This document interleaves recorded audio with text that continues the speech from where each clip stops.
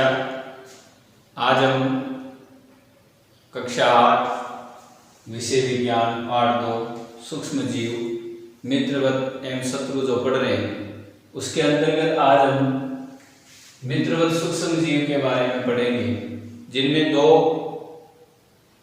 मित्रवत सूक्ष्म जीवों के प्रभावों के बारे में हमने पिछले वीडियो में अध्ययन किया था। पहला हमने किया था दही एवं ब्रेड का बनाना, खाद्य पदार्थों का निर्माण करना। दूसरा सूक्ष्म जीवों का वाणिज्यिक उपयोग। इन 2 के बारे में हमने पिछले वीडियो में अध्ययन कर चुके हैं। आज हम अन्य मित्रवत प्रभावों के अंतर्गत कुछ प्रमुख बातों का अध्ययन करेंगे, जिनमें तीसरा है सूक्ष्म जीवों के औषधीय उपयोग के बारे में। सूक्ष्म जीवों का हमारे जीवन में क्या औषधीय महत्व है, ये करेंगे। वैक्सीन टीके के निर्माण के बारे में, अन्य पढ़ेंगे पर्यावरण के शुद्धिकरण के बारे में, खाद के निर्माण में। तो इस प्रकार से हम इनके अन्य जो उपयोग है उनके बारे में अध्ययन करेंगे, जो इस पाठ की दृष्टि से काफी महत्वपूर्ण है। तो पहले हम अध्ययन करते हैं सूक्ष्म जीवों के औषधीय उपयोग की। सूक्ष्म जीवों का औषधीय उपयोग क्या है? आपने एक तो नाम सुना होगा, एंटीबायोटिक, प्रतिजैविक। जब हम डॉक्टर के पास जाते हैं तो डॉक्टर हमारे पेनिसिलिन जो टीका होता है उसका या अन्य कोई भी प्रतिजैविक का इंजेक्शन लगाता है या कैप्सूल या दवाई देता है। कैप्सूल भी आते हैं तो वो देता है। वो क्यों देता है? क्योंकि वह दवाई लेने से जिस सूक्ष्म जीव के कारण हमें वो बीमारी हुई है वह उस सूक्ष्म जीव को या तो नष्ट कर देता है या उसकी वृद्धि को रोक देते हैं। जो एंटीबायोटिक होते हैं वो उन सूक्ष्म जीवों की वृद्धि को रोक देते हैं। तो इसलिए एंटीबायोटिक डॉक्टर द्वारा दी जाती है। तो एंटीबायोटिक क्या होती है समझ में आया? वे औषधियां जो बीमारी पैदा करने वाले सूक्ष्म जीवों को नष्ट कर देती है। यानी एंटीबायोटिक वो होते हैं, प्रतिजैविक वे होते हैं जो बीमारी पैदा करने वाले सूक्ष्म जीवों को नष्ट कर देती है या उनकी वृद्धि को रोक देती है, या उनकी वृद्धि को रोक देती है। वो जहां वही रहते हैं, फिर उनकी वृद्धि नहीं होती है। इस प्रकार की औषधि को हम प्रतिजैविक या एंटीबायोटिक को कहते हैं। जो एंटीबायोटिक दवाइयां बनाई जाती है कवक से या जीवाणुओं से बनाई जाती है। किससे बनाई जाती है? कवक व जीवाणुओं द्वारा अनेक प्रतिजैविक औषधियों का निर्माण किया जाता है। अनेक प्रतिजैविक बनाए जाते हैं। जैसे उनके कुछ उदाहरण है जो मेडिकल पर दवाइयां मिलती है, उनके नाम है जैसे स्ट्रेप्टोमाइसिन है, टेट्रासाइक्लिन है, एरिथ्रोमाइसिन है, पेनिसिलिन है। ये मेडिकलों पर मिलती हैं, जो कवक व जीवाणुओं के माध्यम से तैयार की जाती है, जो विभिन्न प्रकार के सूक्ष्म जीवों को उनकी वृद्धि को रोककर उस बीमारी को खत्म करने के लिए उपयोगी होती है। अब परीक्षा में एक महत्वपूर्ण प्रश्न पूछा जाता है, जो जीवन में भी ध्यान रखने की बात है, कि प्रतिजैविक जो एंटीबायोटिक है उसकी खोज किसने की थी? तो अलेक्जेंडर फ्लेमिंग ने की थी। किसने की थी? अलेक्जेंडर फ्लेमिंग ने सन 1929 में पेनिसिलिन की खोज की। किस प्रकार की? मान लीजिए ये जीवाणुओं के संवर्धन संबंधी, जीवाणुओं को नष्ट करने संबंधी कोई औषधि का खोज कर रहे थे, तो इन्होंने देखा कि कुछ कवक है जो जीवाणुओं की वृद्धि को क्या कर रहे हैं? रोक रहे हैं। तो कुछ कवक थे वो क्या कर रहे थे? जीवाणुओं की वृद्धि को जीवाणु की रोक रहे थे, उन्हें नष्ट कर रहे थे। तो फिर उन्होंने उस कवक के माध्यम से पेनिसिलिन की खोज की। इसलिए प्रतिजैविक का खोज का श्रेय किसको जाता है? अलेक्जेंडर फ्लेमिंग को। इन्होंने कब की थी? सन 1929 में की थी। अब पेनिसिलिन जो होते हैं, जो कई जीवों के जैसे कुक्कुट है, मुर्गी है या अन्य जो पालतू जंतु होते हैं उनके आहार में भी डाल के दिए जाते हैं जो प्रतिजैविक होते हैं, ताकि उनके कोई आहार के माध्यम से उनके शरीर में कोई भी रोगाणु है वो उत्पन्न ना हो। अगर उत्पन्न हुआ तो वो नष्ट हो जाए। इसके अलावा पौधों में भी प्रतिजैविक का उपयोग किया जाता है। जो पेड़ पौधे होते हैं उनमें भी प्रतिजैविक का उपयोग किया जाता है। समझ में आ गया? तो जंतुओं में भी, मनुष्य में नहीं, अन्य जंतुओं में, पेड़ पौधों में भी प्रतिजैविक का उपयोग किया जाता है। लेकिन प्रतिजैविक जो दवाइयां होती हैं उनका अत्यधिक या अनावश्यक उपयोग शरीर के लिए क्या होता है, हानिकारक होता है। अगर हम मान लीजिए हर बार सामान्य सी कोई बीमारी होगी, उसमें अगर हम पेनिसिलिन या अन्य प्रतिजैविक का उपयोग बार बार करेंगे तो फिर जब हमें वो कोई बीमारी जब जीवाणु और सूक्ष्म जीव संबंधी होती है तो वो जब हम प्रतिजैविक तब लेते हैं तब वो काम कम करती है या नहीं करती है। इसलिए ज्यादा प्रतिजैविक का उपयोग शरीर के लिए क्या होता है, हानिकारक होता है भविष्य के लिए, कि भविष्य में जब सूक्ष्म जीवों संबंधी बीमारियां होंगी तो तब वो हमारे शरीर में पेनिसिलिन या अन्य प्रतिजैविक वो काम नहीं करेंगे, तब हमारे लिए वो घातक हो जाता है। इसलिए पेनिसिलिन या अन्य जो भी प्रतिजैविक होते हैं उनका उपयोग डॉक्टर की सलाह पर करना चाहिए, बिना डॉक्टर की सलाह के इनका उपयोग नहीं करना चाहिए।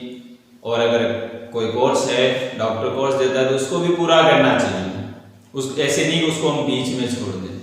तो कभी भी कोर्स है वो बीच में नहीं छोड़ना चाहिए।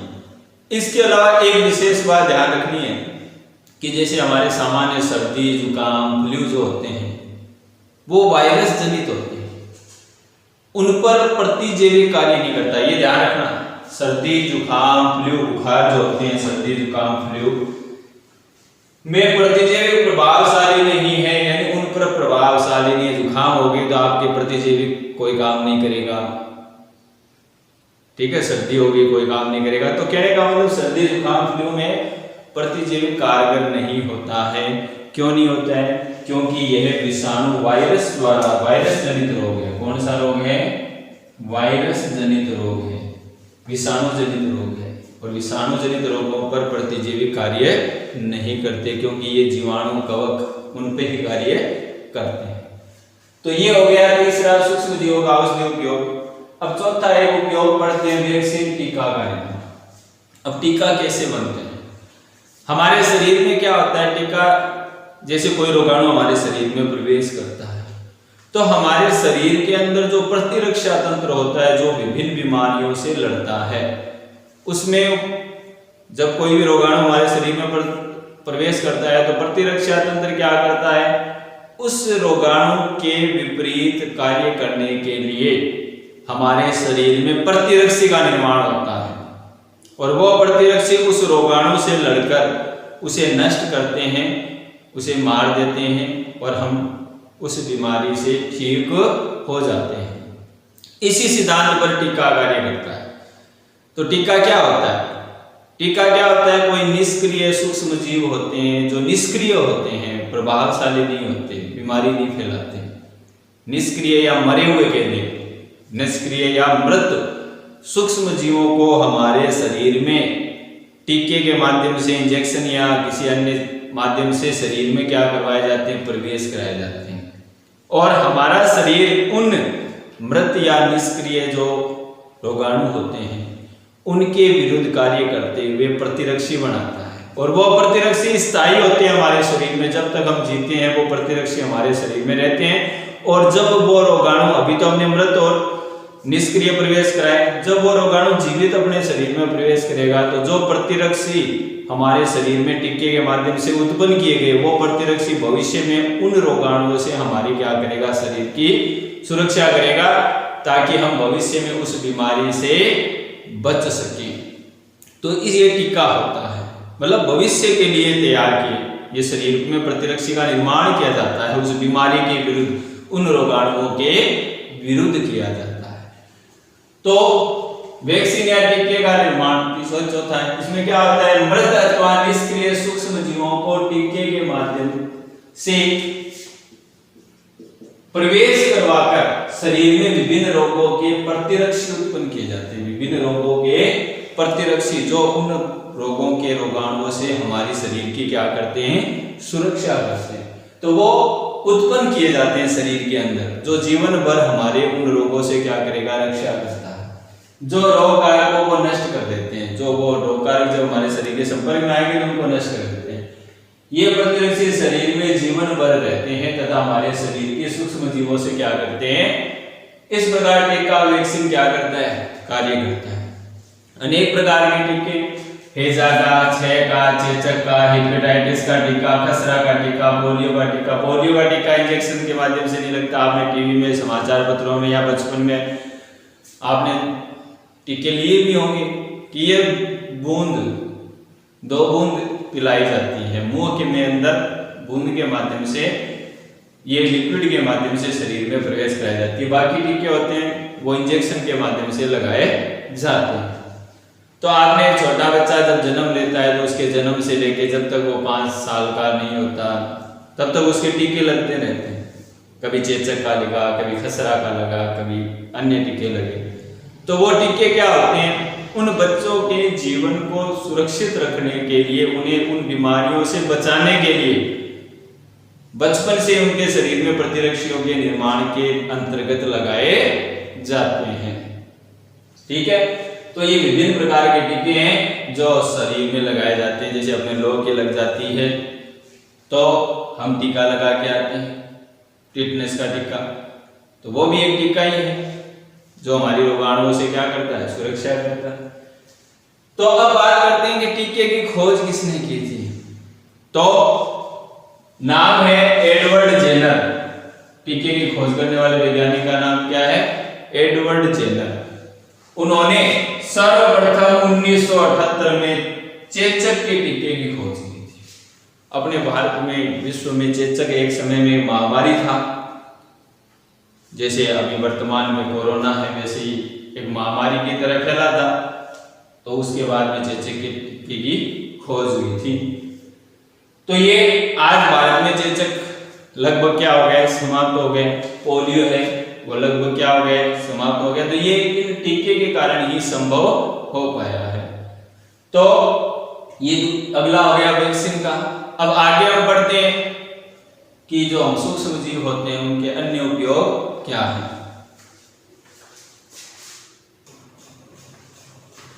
तो हम 5वां उपयोग बढ़ते हैं, मिट्टी की उर्वरता में वृद्धि। कि किस प्रकार से मिट्टी की उर्वरता को बढ़ाते हैं।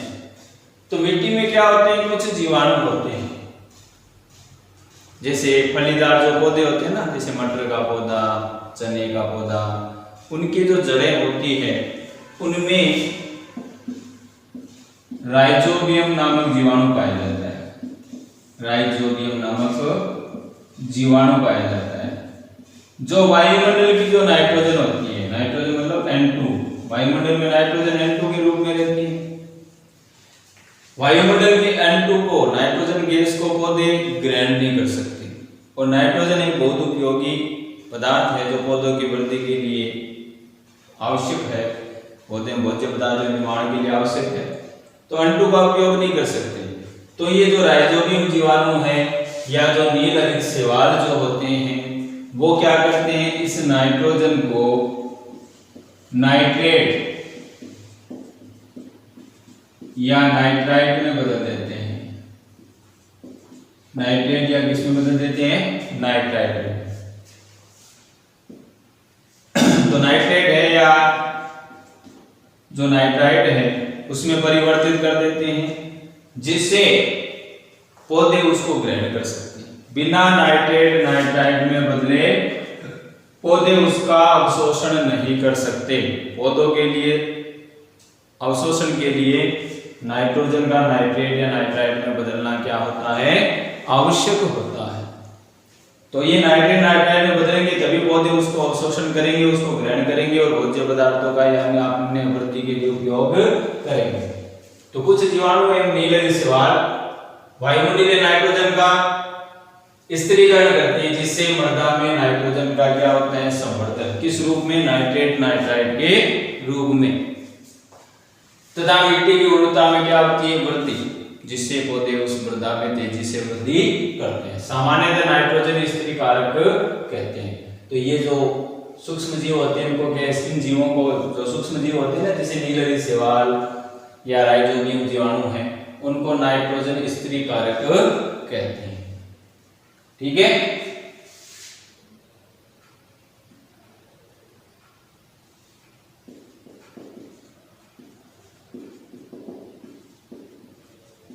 तो तो ये जो जीवाणु है जो नाइट्रोजन स्थिरीकरण करते हैं उन्हें नाइट्रोजन स्थिरीकारक कहते हैं।